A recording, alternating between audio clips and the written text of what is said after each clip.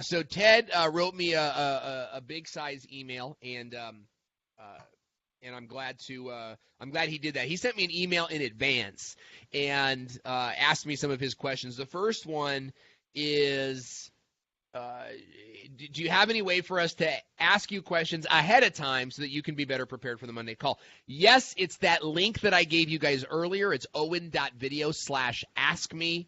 You're going to get an email alerts on Wednesdays or Thursdays. I'm not sure what Vanna's going to do, but that'll say, hey, you're in the mastermind group. Ask your questions now. Now, even if you don't fill that out, okay, on Monday's call, you are accountable to putting your 3 things in the chat, right? If you submitted the email, you don't need to put them in the chat, right? Because I've already got them on we don't need to duplicate our efforts. But if you haven't sent them in, you've got to log into this call and you've got to have 3 questions, right? We're holding you accountable to that. That's part of forcing yourself to learn. Now, Ted is asking me this question. Are you planning on having a mastermind Facebook group? Look, he's lots of good reasons. This is a special group with closed discussions within the group where we can ask questions and be outside of the main BizTube Academy group. A place for us. So I get it. I totally get that. Right now, we are not planning on that. And here's why is we have done that in the past, and it does not get used. And what it does for us is it's another group to manage, right? It's another group that we have to sort of be, and adding people to, and then trafficking and stuff. And we just don't want to do that. Now, I'd love to hear from you guys. I'm happy to do like an email thread with you guys, a messenger thread to have those more private conversations. I'm open to, maybe we can set up a forum in ClickFunnels. I'd like to have that space for you. We've done it in the past, right? I've been doing this. This is maybe my 4th or 5th year having a mastermind group. And what I have found is there might be like some initial use, but long term it doesn't get used. And then it adds sort of a burden on us. So I'm open to hearing from you guys on that. As of right now, I'd like for you to use the BizTube Academy group for general questions, right?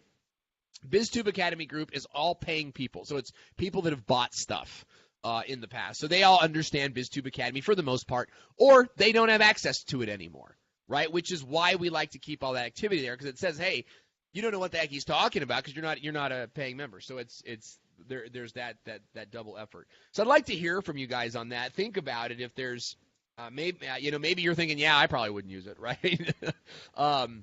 Maybe you're not. I'd love to hear from you on that. So that's just my thoughts on that. And I think it's a great question. I might have responded to that privately, but I think it's something you guys should all know. Everybody's starting Facebook groups for everything, right? It's a lot. It's a lot. So some big issues right now. My ClickFunnels has a URL of T. Stearns, and I don't want my name on the URL. So what can I change it to? Okay, great question. So you could probably change it to TractPy1. Okay, or Ted, what is TractPy built in? Is it WordPress? What in terms of the website? I have a web guy who's doing it. And he's an Apple guy, so I'm not sure exactly what he uses for it. Okay, so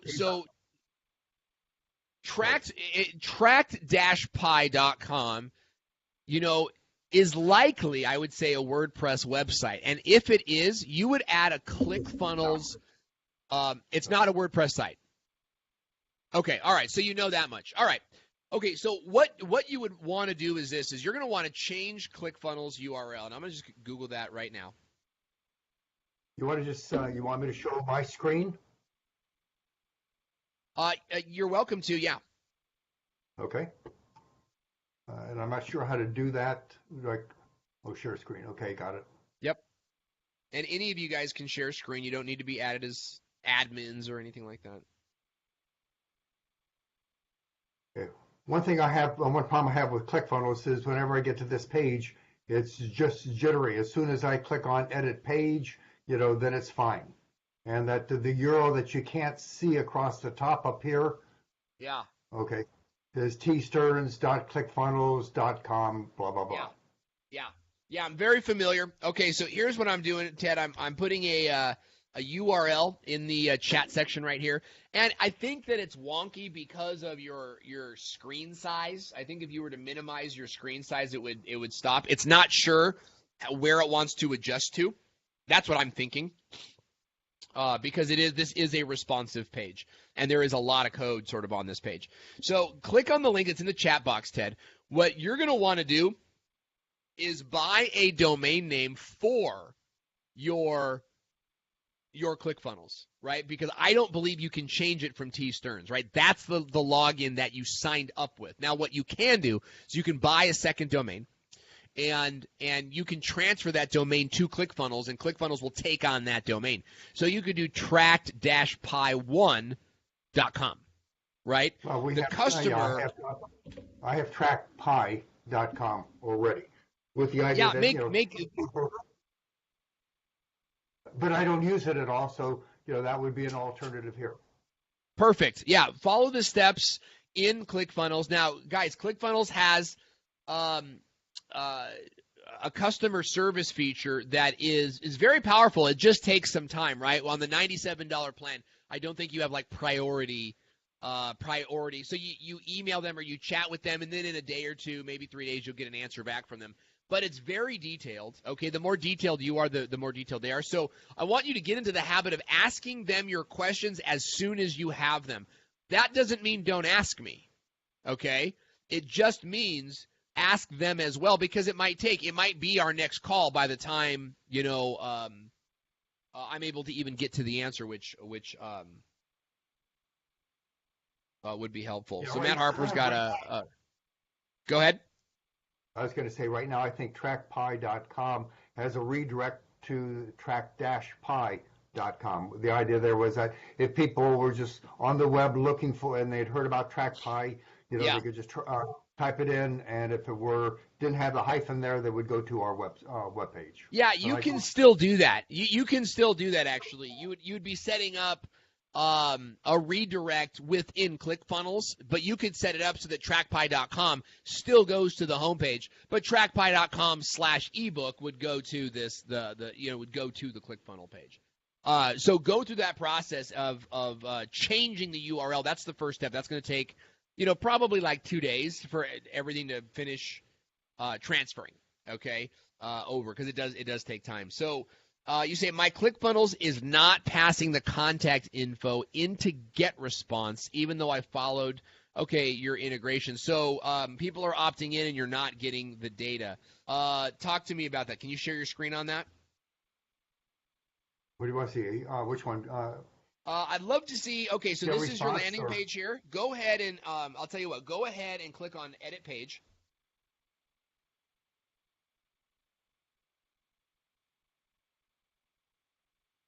All right, and go to Settings at the top gray bar and Integrations. All right, so you are connected. You are connected to the campaign Zach Google. Is that correct? Yes. Okay. All right, so let's go to GetResponse.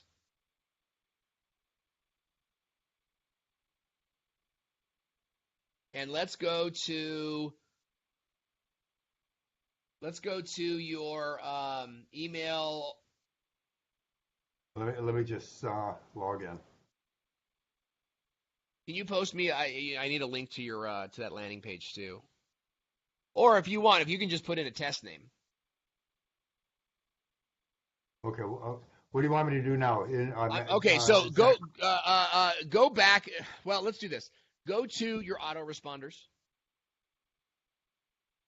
So click on email. Yeah. And then you'll click on autoresponders right above. There you go. Okay, and then where is the autoresponder that delivers the ebook? This I haven't. It would be this one, Introduction Day, but.